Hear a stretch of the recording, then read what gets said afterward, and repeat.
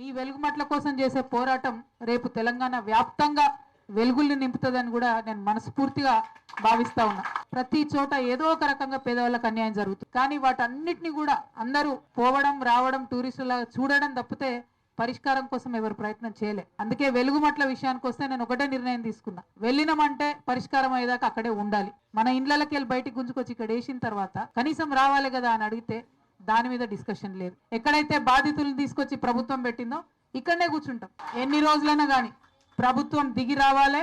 ఎక్కడైతే మన పేదవాడి ఇంటి మీద బుల్డోజర్ నడిచిందో అక్కడనే బిల్డింగ్ కట్టియాలి. ప్రతి చోట ఏదో ఒక రకంగా పేదవాళ్ళకి అన్యాయం జరుగుతుంది. కానీ వాటన్నిటిని కూడా అందరూ పోవడం రావడం టూరిస్టులా చూడడం తప్పితే పరిష్కారం కోసం ఎవరు ప్రయత్నం చేయలే. అందుకే వెలుగుమట్ల విషయానికి వస్తే నేను ఒకటే నిర్ణయం తీసుకున్నా, వెళ్ళినామంటే పరిష్కారం అయ్యేదాకా అక్కడే ఉండాలి. మన ఇండ్లకి వెళ్ళి బయటికి గుంజుకొచ్చి ఇక్కడ వేసిన తర్వాత కనీసం రావాలి కదా అని అడిగితే దాని మీద డిస్కషన్ లేదు. ఎక్కడైతే బాధితులను తీసుకొచ్చి ప్రభుత్వం పెట్టిందో ఇక్కడనే కూర్చుంటాం.